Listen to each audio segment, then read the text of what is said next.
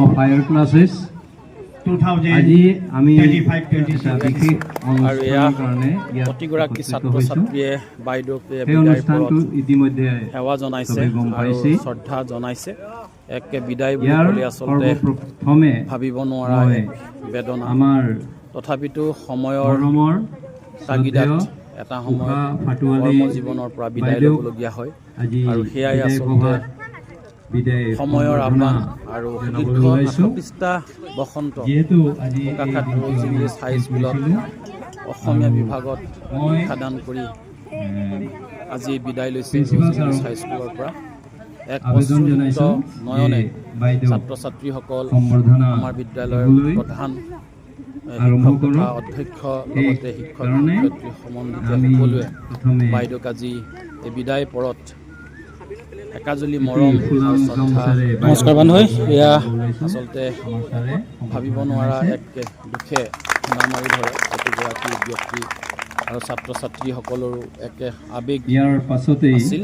আৰু এই শোকাক পৰিৱেশ এটা ৰচনা হৈছে আমাৰ স্কুলৰ বিদ্যালয়ত।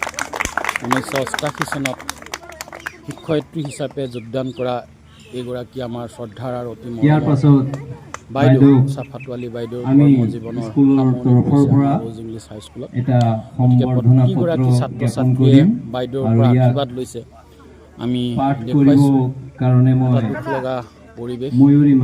গতিকে আমি বাইদেউৰ সুস্বাস্থ্যৰ কামনা কৰিছোঁ। তেখেতৰ যি শিক্ষা প্ৰদান কৰি ছাত্ৰ ছাত্ৰীক এই 38টা বছৰে আমাৰ স্কুলখনলৈ যি অৰিহণা আগবঢ়ালে সেয়া অপূৰণীয়, কেতিয়াও আমি পাহৰিব নোৱাৰোঁ। অৱশ্যে বাইদেউৰ এই যি 38টা বছৰৰ 38টা বসন্ত আমাৰ বিদ্যালয়ক দিয়াৰ আমি সদায় চিৰকৃতজ্ঞ হৈ ৰ'ম। গতিকে প্ৰতিগৰাকী ছাত্ৰ ছাত্ৰীকে বাইদেউৰ আশীৰ্বাদ ল'বলৈ মই অনুৰোধ জনাইছোঁ। প্ৰতিগৰাকী ছাত্ৰ ছাত্ৰীয়ে বাইদেউৰ পৰা আশীৰ্বাদ ল'বলৈ মই অনুৰোধ জনাইছোঁ।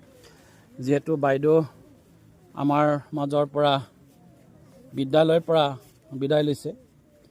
38টা বছৰে আমাৰ বিদ্যালয়ৰ পৰা বহু ছাত্ৰ ছাত্ৰী সুখ্যাতিৰে উত্তীৰ্ণ হৈছে আৰু সেইসকল ছাত্ৰ ছাত্ৰীয়ে বিভিন্ন চাকৰিত কৰ্মৰত, বহু লোক ব্যৱসায়ত প্ৰতিষ্ঠিত হৈছে। গতিকে বাইদেউৰ এই বিদায় পৰত ছাত্ৰ ছাত্ৰীসকলে আশীৰ্বাদ লোৱা পৰিৱেশ এটা আমি আপোনালোকক দেখুৱাইছোঁ।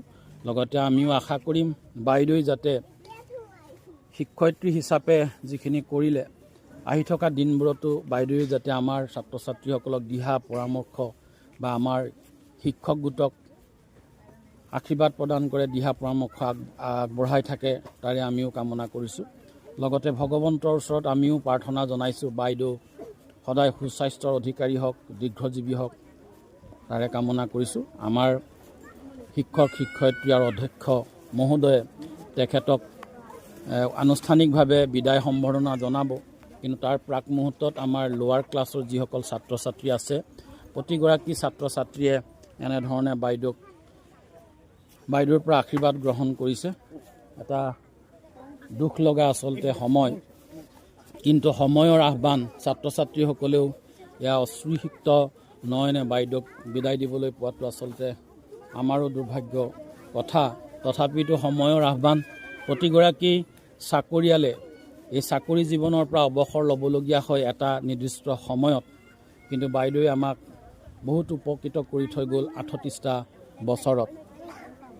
গতিকে বাইদেউকো আমি ধন্যবাদ জনোৱাৰ লগতে আমি কৃতজ্ঞ হৈ ল'ম, চিৰকৃতজ্ঞ হৈ ল'ম। যিহেতু 38টা বছৰৰ ময়ো 30টা বছৰ বাইদেউৰ সৈতে সহকৰ্মী হিচাপে কাম কৰি গৈছোঁ, পাৰ কৰিছোঁ। এই সময়ছোৱাত যদি আমি অজানিতে বাইদেউক কিবা মনত দুখ দিছোঁ, সেই দুখবোৰো যাতে বাইদেৱে পাহৰি যায় তাৰ বাবেও আমি আহ্বান জনাইছোঁ। আৰু এয়া প্ৰতিগৰাকী ছাত্ৰ ছাত্ৰীয়ে ৰ'জ ইংলিছ হাইস্কুলৰ ছাত্ৰ ছাত্ৰীয়ে বাইদেউৰ পৰা আশীৰ্বাদ লৈছে। আমিও বাইদেউৰ পৰা আশীৰ্বাদ বিচাৰিছোঁ।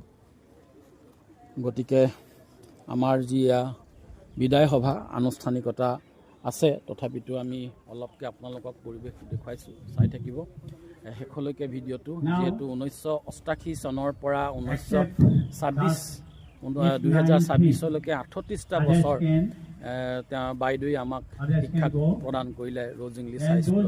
গতিকে আজিৰ বিদায় পৰত আমি বাইদেউলৈ যাচিছোঁ সশ্ৰদ্ধ প্ৰণাম আৰু লগতে শুভেচ্ছা। আহি থকা সময়বোৰত বাইদেউ যাতে আমাক আশীৰ্বাদ প্ৰদান কৰে তাৰে কামনা কৰিছোঁ।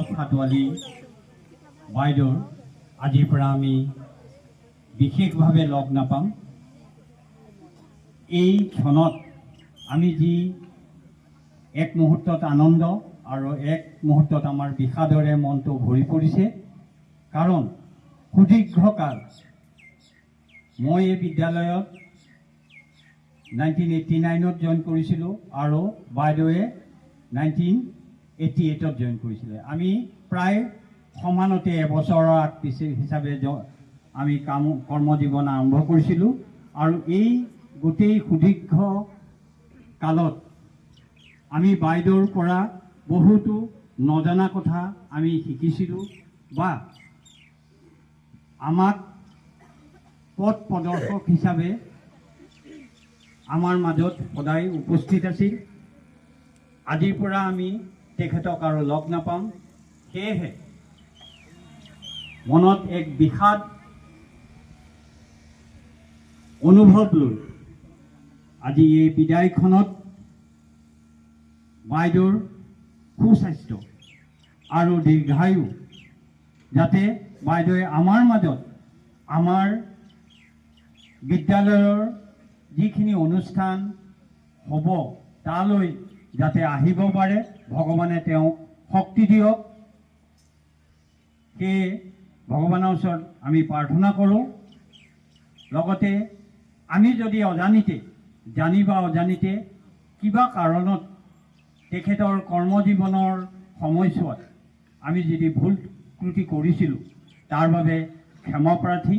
যাতে বাইদেৱে নিজৰ ভাতৃ হিচাপে সেইখিনি মাৰ্জনা কৰি আমাৰ প্ৰতি দয়া আগবঢ়ায় এই কামনা কৰিলোঁ। আজি উষা বাইদেউৰ সম্বৰ্ধনা বিদায় সভাত আমি অনুষ্ঠান পাতি আছোঁ।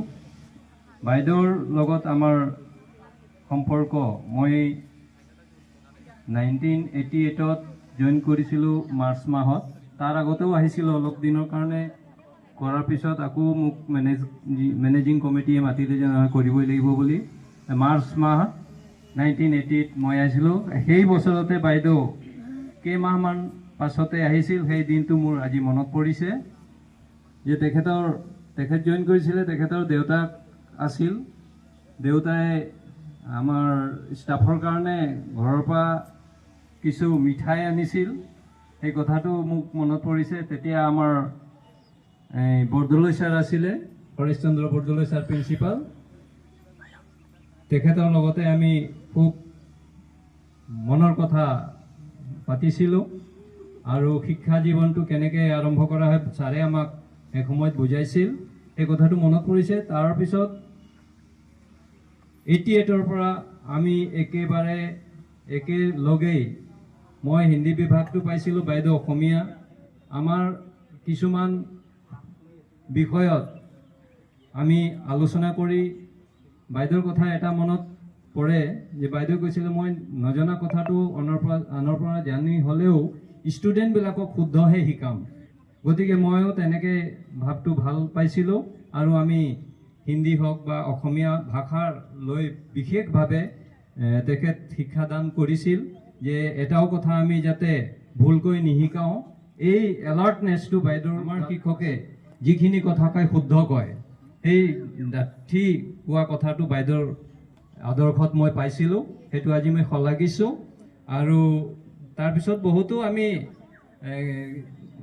ধেমালি কৰিছিলোঁ। তাত যদি বাইদেউৰ ওচৰত মই যদি কিবা ভুল কৰিছোঁ ময়ো ক্ষমা প্ৰাৰ্থী হৈ ৰৈছোঁ, যাতে বাইদেউ আমাক সেইখিনি দুখ নধৰি আজি আমাক দয়া কৰি সেইখিনি মনত ৰাখিব আৰু সকলো যাতে নিজৰ জীৱনটো শিক্ষা জীৱনটো ভালকৈ নিব পাৰে তেওঁৰ পৰা মই আদৰ্শটো পাইছিলোঁ।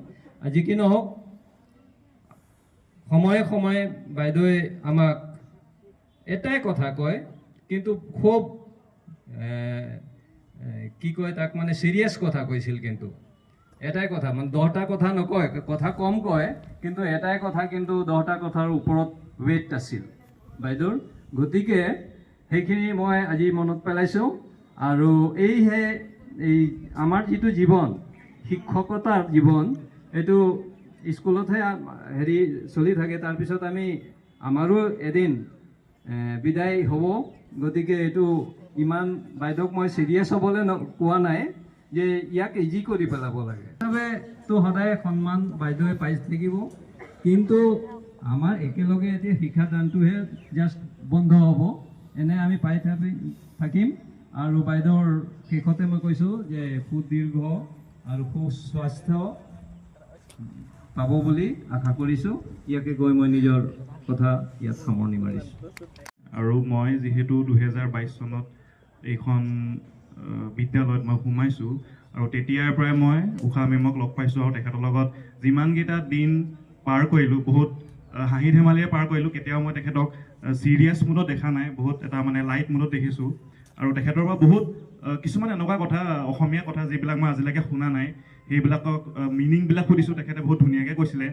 তেখেতে বহুত কথা জানিছিলে আৰু সেইবিলাক শিকিবলৈ পাইছিলোঁ। আৰু সেয়ে বিশেষ তেনেকুৱা কোনো ক'বলগীয়া নাই। ভগৱানৰ ওচৰত আশা কৰোঁ যে আপুনি সদায় ভালে থাকক, আপোনাৰ সুস্বাস্থ্য কামনা কৰিলোঁ, যাতে আপোনাক আমি আকৌ সদায় দেখা পাওঁ, যাতে স্কুলৰ কিবা এটা অনুষ্ঠানত যাতে আমি আপোনাক আকৌ দেখা পাওঁ। সেয়ে ধন্যবাদ। বিদায় শব্দটো শুনিবলৈ বৰ দুখ লগা। আমি জানো কাৰোবাক বিদায় দিব পাৰোঁ? আমি কেতিয়াও কাকো বিদায় দিব নোৱাৰোঁ, কাৰণ আমি মনৰ পৰা যেতিয়া পাহৰি নাযাওঁ, যিজন ব্যক্তিক যি বস্তুৱেই নহওক যিয়েই নহওক আমি মনৰ পৰা পাহৰি যেতিয়ালৈকে নাযাওঁ তেতিয়ালৈকে বিদায় শব্দটোৰ ছাকচেছ নহয়। আমি তেওঁক এই স্কুলৰ কেম্পাছৰ পৰা শ্ৰেণীকোঠাৰ পৰাহে আমি বিদায় দিছোঁ, কিন্তু আমি মনৰ পৰা উষা মেমক আমি কেতিয়াও বিদায় দিব নোৱাৰোঁ। আৰু মই বহুত বছৰ লগ পালোঁ তেওঁক, বৰ বন্ধুৰ নিচিনাকৈ আছিলোঁ। মই জনাত আজিলৈকে উষা মেমৰ লগত চাগে তেনেকুৱা বেয়া পোৱা মোৰ কোনো কথাও মই কোৱা নাই, তেওঁৰ পৰা তেওঁ মোক কোৱা নাছিলে। আৰু তেওঁৰ কথাবিলাক ইমান ধেমেলীয়া, কেতিয়াবা খুব মন মাৰিও নাথাকে, তাৰ মাজতে কিবা এটা কৈ দিয়ে, হাঁহিত আমি থাকিব নোৱাৰা হওঁ। তেনেকুৱা ধৰণৰ বহুত কথা আছে, মই নকওঁ এতিয়া, দীঘলীয়া হৈ যাব, বতৰো বেয়া। তেওঁৰ দীৰ্ঘায়ু কামনা কৰি ভগৱানৰ ওচৰত প্ৰাৰ্থনা কৰিছোঁ তেওঁ যেন সুস্বাস্থ্য হৈ থাকে। বিদায় সভা বুলিলে আচলতে মীনা মেমে ক'বৰ দৰে বিদায় নহয়, আমাৰ স্কুলৰ পৰাহে আমি বিদায় দিছোঁ মেমক, কিন্তু আমাৰ মনৰ পৰা নাই দিয়া আৰু তোমালোকেও নিদিয়া বুলি আশা কৰিছোঁ। মই 1994 চনৰ মে' মাহৰ পৰা 2026 চনৰ মাৰ্চ মাহলৈকে এই বাইদেউক লগ পালোঁ। এই সুদীৰ্ঘ সময়খিনিত আমি বাই ভনীৰ দৰেই আছিলোঁ। বহু সময়ত তেখেতৰ পৰা নজনা বিশেষকৈ অসমীয়া বিষয়ৰ জ্ঞান লৈছিলোঁ আৰু সেইমতে আমি দুয়ো আলোচনা কৰি ক্লাছত আগবাঢ়ি গৈছিলোঁ। এতিয়া আজিৰ দিনটোত তেখেতৰ হৈ আমি বিদায় সভা পাতিবলগীয়া হোৱাত দুখ লাগিছে, কিন্তু সকলোৰে বয়সৰ এটা সীমা থাকে, সেয়েহে অৱসৰৰ এটা সময় থাকে, সেই সময়লৈ তেখেতক বিদায় দিবলগীয়া হৈছে। আজি এই অনুষ্ঠানটো আমাৰ স্কুলত যদিও প্ৰথম অনুষ্ঠান, কিন্তু এটা কথা আগতেও বহুকেইজন গৈছে, তেখেতসকল কিন্তু অৱসৰলৈ যোৱা নাই। বেলেগ বেলেগ সময়ত বেলেগ বেলেগ জেগাত কৰ্মসংস্থাপনৰ কাৰণেহে গৈছে। সেইকাৰণে আমি তেখেতসকললৈ কোনো বিদায় সভা অনুষ্ঠিত কৰা নাছিলোঁ। কিন্তু আজি এই বাইদেউ অৱসৰ লৈছে, বয়সৰ আগিদাত অৱসৰ ল'বলগীয়া হৈছে, সেইকাৰণে আমি তেখেতক সমূহীয়াভাৱে বিদায় সম্বৰ্ধনা অনুষ্ঠান এটা অনুষ্ঠিত কৰি বিদায় দিবলৈ লৈছোঁ। আৰু যিয়ে নহওক ইমান বছৰ একেলগে থাকিলোঁ, বাই ভনী হিচাপে আছিলোঁ। এতিয়াও কিবা যদি দুখ ভুল হৈছিলে, জানি বা নাজানিয়ে হওক, বাইদেউ সহকৰ্মীয়ে হওক বা ভনীয়েক বুলিয়েই হওক, তেখেতৰ ওচৰত ক্ষমা বিচাৰিছোঁ। সকলোখিনি যেন পাহৰি আমাক আগৰ দৰে ভাবি থাকে। আৰু আমি স্কুলৰ ফালৰ পৰা নোৱাৰিলেও ব্যক্তিগতভাৱেও তেখেতৰ খা খবৰ লৈ থাকিম সদায়। তেখেতকো আমাৰ মাজলৈ সদায় আমি আমন্ত্ৰণ জনাই আছোঁ। আৰু শেষত মই ব্যক্তিগতভাৱে মোৰ ফালৰ পৰা তেখেতলৈ এটি ক্ষুদ্ৰ উপহাৰ আগবঢ়াইছোঁ। উষা বাইদেউক বিদায় দিবলৈ বুলি আচলতে মোৰো মন নাইকিয়া। মই এইখন স্কুলত যেতিয়াৰ পৰা প্ৰথম সোমাইছোঁ তেতিয়াৰ পৰা মোৰ নিজৰ ডাঙৰ বাইদেউ নিচিনাকেই ভাবোঁ, আৰু বাইদেউ মোক নিজৰ ভনীয়েকৰ নিচিনাকৈ প্ৰতিটো কথা মোৰ লগতে কথাও পাতে, বা মই কিবা সমস্যা পালেও বাইদেউক কওঁ, বাইদেউ কিবা এটা নহয় কিবা এটা সমাধানৰ উপায় উলিয়ায়। এতিয়া সেইকাৰণে বিদায় দিবলৈ বুলি মোৰ সঁচাকৈ বহুত বেয়া লাগিছে, কিন্তু তথাপি আশা কৰিছোঁ বাইদেউক আমি আকৌ মাজে মাজে আমাৰ স্কুলত কেতিয়াবা দেখা পাম, বা এনেও ব্যক্তিগতভাৱেও লগ পাম। কেতিয়াবা যদি বাইদেউৰ মনত কিবা কথা দুখো দিছিলোঁ তাৰ বাবে ক্ষমা বিচাৰিছোঁ।